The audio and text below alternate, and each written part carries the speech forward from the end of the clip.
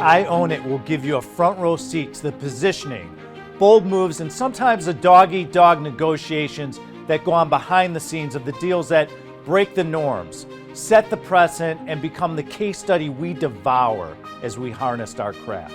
Welcome to the season. Leverage. You got it or you don't.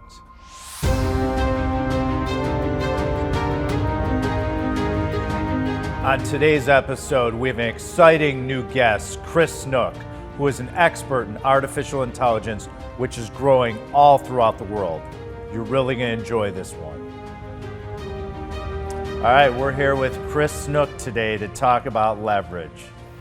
Chris, welcome to the show. Awesome, thank you. It's great to be here. So like we ask all our guests, what is leverage to you? Leverage. So a couple things. First thing I think of is doing more with less, like just simply being able to do more with less. The other thing I think of is more of like the honed, like experience one is he or she who cares the least has all the control. So that's to me what leverage is. So when was the first time you learned about leverage?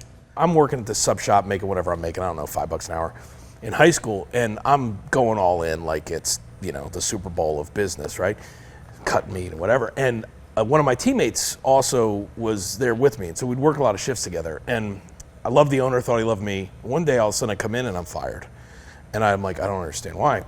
And the reason that I found out I got fired was because this other kid who was a teammate of mine on the football team, and younger than me, apparently was like dealing weed or something. He did something of that nature. I'm not sure to this day what it was. And I kind of got like lumped in guilt by association with it. And so why I think that was probably like one of the first times is because it devastated me that like I lost a job. I couldn't explain why. I felt like it wasn't fair. And then in hindsight, like I think I started to realize like, sometimes like the risk of certain things is not worth the reward. Again, going back to like, doing more with less, or he who cares the least has a control. Like I cared a lot because I liked the job and I liked my reputation, and I felt kind of like wrongfully terminated. But as a kid, you're not going to like complain to the labor board. It just showed me that like I didn't really have any control over that. Like it was one of those first things where my destiny in that moment wasn't really in my control. So he had leverage on me in that regard, even though I didn't think of it that way. Stop and think about what Chris just told us. When he was younger, he used a bad experience and he turned it around immediately when he was older to create leverage for his business. But you know what's interesting about that? Being as young as you were, you felt you were on the wrong side of the lever. Yeah. But in hindsight, it taught you something. You could look back and say, well, it wasn't really that bad. Maybe I was on the better side of it. I think, again, it's a good question because I don't think about it a lot, right? Right? Like I think about leverage now a whole different way. Right. But like when you're asking it about when was the first time, it's interesting because I was the kid who came from a middle class family when there was a middle class, and like had a lot of blessings in that regard. But I was not like, we were certainly not rich or wealthy. I played on the state, school teams and like the public school teams, and like so Notre Dame and the private schools, like all the kids with the new uniforms, like that was never going to be me. When I applied for colleges, none of them wanted me to be recruited or apply. Like I couldn't get in. And so I kind of had this like healthy chip. Maybe it wasn't always healthy, but I always had this chip on my shoulder because I felt like the lever was like pre-positioned against me. But it also made me really want to understand it, if that makes sense. Like I kind of was like probably really into business before I even knew that, just because I wanted to understand how to shift the thing. Like one of my core values at ATOMIQ, which is our venture studio, and it's been this way forever, but one of my core values is if you want to sit at the table, bring the table. Right. And it's all about leverage, right? Like the only way you get to arrange the chairs is if you're the one who brings the table. And that's kind of always been how I've moved, I guess. So in business, can you reflect back? When was the first time you experienced it in business? Now, obviously, as a kid, you had experiences, but then you get into business, you've been a successful entrepreneur. What resonates with you that came out that says, this is when leverage really the first clicked? time I understood it as a concept in business was probably in like 99. I started to read books that were about personal development or business related, and real estate was kind of one of the first things. accessible to me. I think I read Rich Dad Poor Dad after and I remember understanding loan to value. And so the first time I can say that I quantifiably understood what leverage could do is real estate, or just understanding concepts of investing in it, simply because I could buy $1 million property with 10% or 20% down or whatever it was, and use other people's money, the banks or whomever, to cover the rest. So use knowledge to create leverage. Well, that's one. I think that's what I realize is with ignorance, right? So that's a good point. Knowledge is a whole different thing. So we've all heard knowledge is power. Right. And fortunately, I had a mentor early on who's like, no, that's not true. Knowledge without action still shows up as ignorance. Right. Ignorance not being a term that's rude. Ignorance meaning I don't know what I don't know. Right. Right? So I could know how to lose weight, which related to me because I was in fitness and stuff in the early parts of my career and in undergrad. So I could know how to lose weight. I could know how to be in shape.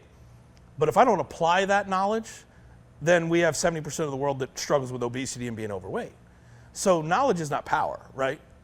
Knowledge is a kernel of potential power, but it's not. And so the leverage comes in, how do I apply that knowledge? And so early on, I realized whatever I'm getting knowledgeable about, I have to figure out the pragmatic application of it too. I better be able to put this into motion, because otherwise I'll just be a really smart dude who's broke, fat, miserable, and sick. And that's not gonna work. Listen to what Chris just said. Knowledge is so powerful and create great leverage in your life. What he mentioned to us was you need to study and learn, and then you need to apply it. So take action. Apply your knowledge. I like what you said, because it's not only knowledge can create leverage, it's taking action. It's pulling the trigger. It's applying the knowledge and taking action, and maybe bringing in the resources you need to take the action as well. Yeah, and so I started to the way that I tried to hack or growth hack, that wasn't a word back then in the 90s, but it is now. People kind of know what growth hack or life hack is. The way that I tried to growth hack that and gain leverage, I think, was I started to find mentors that had things that I thought I wanted, and then I just started to mirror them and model them. And ultimately, like a lot of people, I think there was probably a 2 or 3 year period there in my mid-20s where I definitely lost myself, because it's very hard when you haven't done certain things and then someone has something that you want. It's very hard not to model them all the way, right? But then I had this kind of other model in my mind that was what a good relationship looked like with my parents, what love, what integrity. And so if that got violated, sometimes I'd be lost, because it's well, how do I keep this true but also apply this knowledge and create the leverage I want? And I think everybody has to go through that, especially if they're younger. I don't know, the demographic listening to this or watching this right now, but anybody who's starting on that journey has to realize sometimes you have to lose yourself to find yourself again. So use leverage, and you said, okay, well, I learned my lesson in leverage, and how did you implement what you learned from Pure leverage? Trial and error, honestly, and failure. I mean, I played business in life, I still do, kind of how I played football. There's the ball, there's the guy in the other colored jersey, let's go, right? And you might get hurt, but that's not the goal. But if you can accept that you might get hurt, then you can go have fun. And it's exhilarating to play this game, right? So let's switch gears. Our audience might not know that you are an AI guru, an expert. How does AI bring leverage to businesses? All right, so one of the things that I learned as a framework that is totally about leverage is the law of compensation. And just like there's a law of gravity, we don't have to know how it works.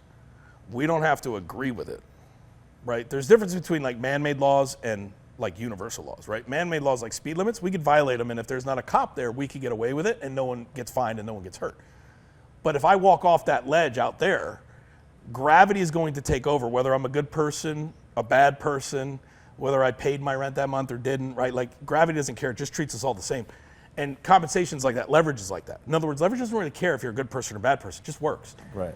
And that's an important thing to remember, because one of the frameworks that I used was the need for what we do, our ability to fill that need, and how hard or easy it is to replace us. Those 3 things. So if we think about that and break it down, the need for what we do. So what is artificial intelligence? What need is it filling, right? Because we have human intelligence, which is kind of what we all understand, and it's different than artificial. And in some ways, better in different things, in some ways more limited, right?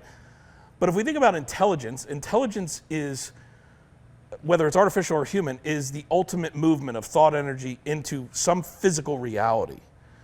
And it's that chain of like, it doesn't sit stagnant, it's constantly moving, right? Energy is neither created nor destroyed. Thought energy is the ultimate form of that, and intelligence is the harnessing of that thought energy into something real. And leverage is about, when it comes to income or when it comes to business, it's about, can I apply this to a need that is in demand? Well, the size of the need is going to dictate the size of my check, my valuation, or whatever. Okay, so I could pick a small need but be the King Kong in that and do well. I could pick a gargantuan need. What's the need for understanding artificial intelligence right now? It's massive, right? You agree? I agree. Like, it's the equivalent, and the easiest way is when electricity got in every home 100 years ago, in about 1923 in America, we never built a structure the same ever again. Like, we don't go back and purposely, unless you're in the Amish country, we don't go purposely build buildings that aren't wired with electricity, because it would be silly to do that. And it's so pervasive, like, we don't even think about it. The assumption is, and now it's internet, right? So like, if you go forward last 30 years, online became that. There was a point at which you had to intentionally go online. Right. Now, there's a whole generation of people that don't even understand, like, that doesn't even occur to a 12-year-old. They're like, if you go somewhere where there's no connectivity, you like, why are we here? So AI, take that and put that on steroids. The expectation is that we won't be talking about artificial intelligence 3 years from now the way that we're talking about it today, like it's this new multiplier of valuation. That's driven by market directives and other things. It's silly. Like 3 years, it's been around for 60 years. It's hit an inflection point where now it's becoming the thing that if you don't have it, right, you look like you're out of the know. But just because you talk about it doesn't mean you have it. And the need to understand how to harness it is bigger than ever, because you will not be in business any more than you would be building homes today if you weren't putting electricity in them. So like, no one's going to be advertising on the outside of their building electricity inside. Like, of course there is. And 3 years from now, you're not going to be like, our business is an AI company. No, it's not. Like, you sell skincare, you sell this. It's a given that you're harnessing artificial and human intelligence, right, or you're not going to be in business. So the need is massive. What's the lever? The brands, the people, the company, people like me, people like you, that understand how to fill the need in their vertical will get the lion's share of the rewards. Caveat number 3. The ease or difficulty by which they can be replaced. Replaced by what or who doesn't matter. So the ability to be replaced does not mean a direct replacement. It doesn't have to be someone who's better at you at your job. It doesn't have to be a robot. It could be a whole new industry. So we really have to think about who and what could replace us. And then when you think about artificial intelligence and what it's going to do to industries, it's not even just going to replace industries, it'll replace whole sections of industries. But that doesn't mean that there's not something new that now needs to be filled. It just means we don't know what that is yet. So in real estate, perfect example is Web3, blockchain, AI, like it might replace title companies. Why? Because I don't need humans to intermediate on this trust factor when I could do it with something like a blockchain with AI, with like certified, identity and NFTs wrapped around titles, and like I could do it differently and for a fraction of the cost, 24/7, 365, and I don't have to put $1,500 more on the escrow statement. So that'll probably get replaced completely. Right.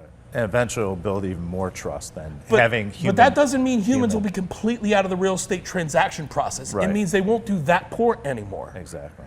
And so understanding what part of your career path, your entity, your brand is going to be disrupted or have an inkling of it, and where you could learn how to apply this knowledge, blend it with and then harness it so that your human intelligence, artificial intelligence give you an actual competitive advantage before the other 50,000 people that do what you do it, means that you'll likely take the lion's share of rewards in that market, even if that market shrinks, because you will have been hard to replace.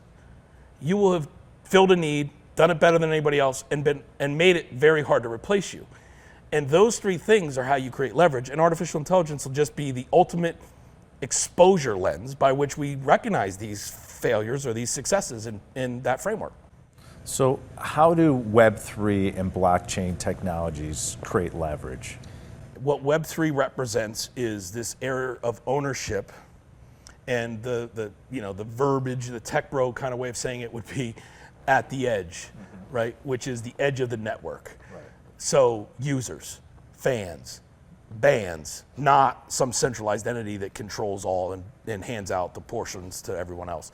When we had Web 1, we ripped down walled gardens and we liberated information. That became the information age, and for the first time we took it out of elite institutions and places where only people with privilege could get it, and we made it available to anybody that had a connection. And there was this promise to it because we democratized access to the world's information. But there was no business model. So it didn't make any money, and we went through the dot-com blow-up and everything else. Well, what's the business model that we've all understood and whatever? Advertising. So great. But as soon as we did that, the incentives became around attention and trust, right? The two most expensive currencies, the hardest to get and the easiest to lose. And the attention graph model is what formed into what's called Web 2. When we made the web read and writable, meaning now we could interact with each other. Blogs were the first version of it, MySpace for, and then social. What that really was about was user-generated content, read and write. But the problem was we didn't now own our identity anymore. Like email was a protocol. We could own email and like we could take it from Hotmail to somewhere else, or we could move it. We could have one email address, we could move it. But then all of a sudden everybody figured out if we give it to them for free versus charge them for it, more people will have it. Well, how can we give it for them for free? Well, because we'll read their emails, Google, Hotmail, and we'll charge advertising against it because we'll now understand more about their attention graph, what they care about, what they're liking, what they're looking for, what trips they want to go on to, who they love. That got on steroids when the social media platforms took off. And all of us thought we were just getting this free utility sharing pictures. Now we're starting to realize, wait a minute, we actually don't own our identity, because when I get a smartphone, first thing it asks me to do is give it an Apple ID or get one or a Gmail. Well, both of those are not Chris's ID or Ben's ID, they're Apple's ID. So what does that mean? I give up the ownership of my data proxy. Now, don't do anything, Chris, I'm not worried about that. I don't really value the data. Why do they care about me? Because it's not about you. It's about who you extrapolate out to, right? It's the persona, it's the common things we have. It's the path that you So lead Web them. 2, and I'm winding this back just as an understanding of like why it matters, because it does matter. Web 2 created more content than ever before, like exponentially more, right? Metcalfe's law replaced Moore's law. And so when we had that, we had all these users now reading and writing and generating content, but it siloed up into 5 walled gardens. So we tore down the walled gardens of old, only to replace them with bigger ones called the Big 5 or Big 7.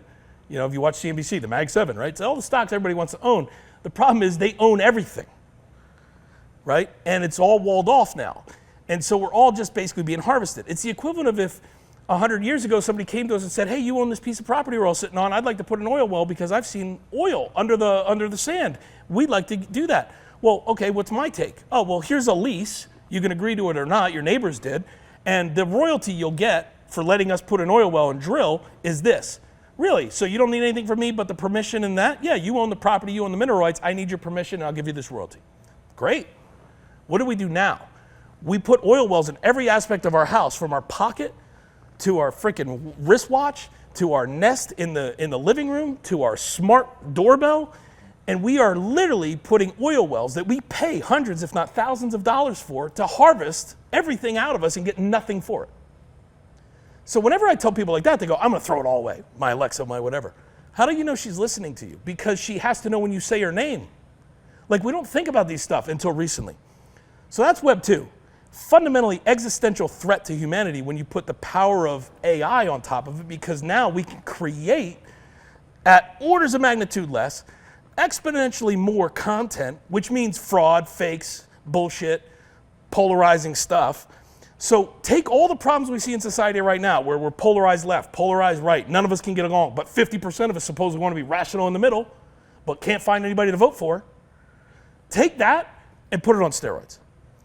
If we put AI, which we can't put it back in the bag, it's already out, on top of Web 2 business incentives and on top of quarterly earning business incentives, we do face existential threats to humanity. The good news is Web 3, which is ownership at the edge, it's respecting that data proxy. It's finding new incentive models to create real shared economies, not the faux versions that we've been sold with Airbnb and everything else, where, again, platforms still win. And it's saying this is going to matter not only to you, but it's also going to make more people able to transition through this cliff. The only way we could ever do something like universal basic income, right, is through a data dividend.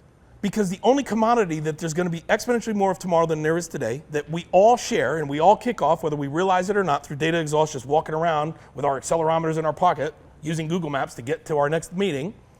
The only thing we all share is data exhaust, down to 8 billion of us, because all of us technically have a cell phone or will have a smartphone by next year if we want one. And the only thing that will increase in value is data, because now we're getting better tools to refine that into something useful at the enterprise level. Web3 is about unlocking the promise and putting that ownership and that proxy back to the edge where now we're getting paid for our lease if we want to. You may not want to. Great, you'll be able to opt out. Harder than ever. You won't be able to opt out of everything. But you could choose to not have any of that stuff and go, I don't care. The utility's not worth it to me. My privacy, whatever shred of it I have left, is more valuable to me. My own anxiety around it is more valuable to me than whatever utility you're giving me for free. Or you could say, you know what? Happy to have you have all my crap because I don't care, but I want part of that CPM, that marketing dollar, because Facebook's collecting it all right now and I want my pro rata. And they could regulate that. They could make that part of the thing. And then that Web3 infrastructure would at least give us a chance to create some kind of value exchange that benefits the broader set of people that are contributing to that. That's the hope. Regardless, AI will not stop. It doesn't care.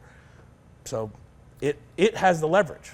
And those guiding it have the leverage. And at some point, we may not be guiding it. So we have a window right now. And again, why do I care? Why do I do this? I don't have any delusions of grandeur that I will be like impactful in this world. I just know I can't go to my deathbed not trying, because right now what I do know with 100% certainty, the cement on the next 10 years, which is really the next 100 years of humanity's future, which is my kids, your kids, grandkids, is wet, but it's been poured. I can't pour it, but I can put my fingerprints in it, and so can you. That's right. Brands and businesses can put their fingerprints in it. They can direct it. They can create new ethics. And if we don't, and you know that it's been poured, I can't live with myself if the future that my kids live into, that I'm going to live into in my old age, is more destructive, knowing that I maybe could have done something. That's what gets me out of bed. And it's that serious, but it's also that fun. It's a big game. As Chris said, the cement is still wet.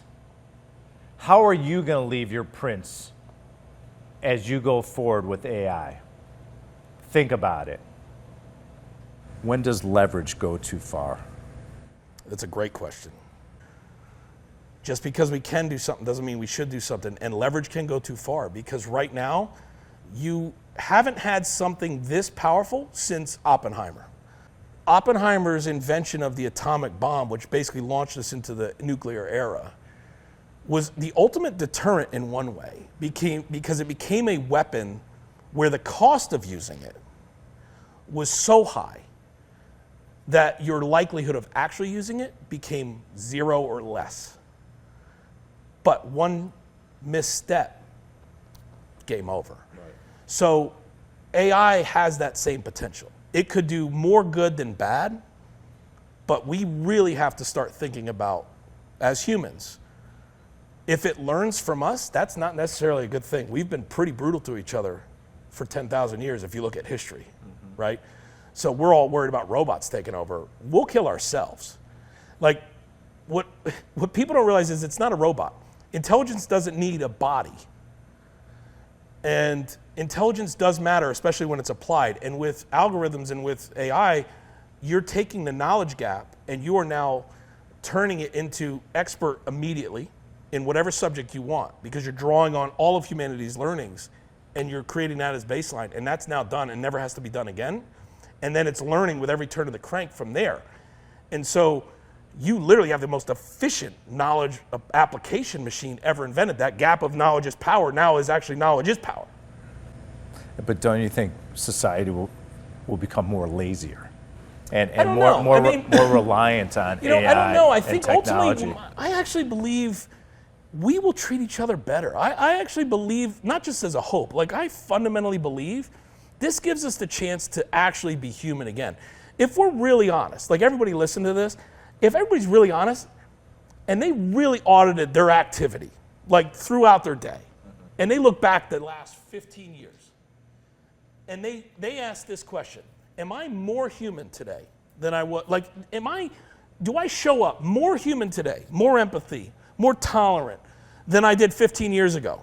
Forget the reason. Right. What's the answer? Most people's answer, if they're honest, is no. I'm not. I'm reactive, right? Why is that? Because you've been maliciously denied service attack against your cognition, your ability to think for 15 years, because you've carried around a smartphone just like me, and algorithmically it is giving you more of what it knows you're predisposed to like or fear, so that you click on it faster to pay the ad machine. The advertising industrial complex is worse than the military industrial complex, or equally as bad. And so for 15 years, anyone older than 35 can remember a time where they felt more human. Now, kids younger, right, like my son's age and lower, interestingly enough, they may not know why, but some of the trends right now is they're buying flip phones. They're carrying cameras, like they're buying like Nikon Ultras on eBay for double what they used to sell for, and they're carrying them into parties. And we could call that whatever it is. I don't think it's like, oh, they're super hyper aware. It's just this natural pendulum swinging back going, I need to be more present, because they've watched their older siblings or maybe even their parents completely endless scroll, and it's so not human, and they're so not happier, and yet they have access to theoretically everything. And I think artificial intelligence and leadership that understands the human side, that embraces empathy, starts to think about the organization, not just from the customer, but from the internal person, through the lens of what it means to be human, and how we could, as a brand, be more human and harness AI, right, to deliver a better output, while we can then spend more of our time being human as the interface. I think you have happier companies. I think you have more profitable companies. I think you have a happier society. I don't say that like because I'm a delusional idealist. I actually believe that will be an outcome if we want it to be. And I think more people want it than don't. I just don't think they have any power over it, because we've been programmatically disempowered by the algorithms for almost 2 decades. Well, Chris Snook, thank you so much for joining us. Thank you. Leverage in AI. Doesn't get better than that. No, it's the ultimate leverage. Thank you. It's time to jump out of your comfort zone and start using leverage you have right in front of you. Are you ready to put in the hard work? If you said yes, then what are you waiting for? Let's go out there and own it together.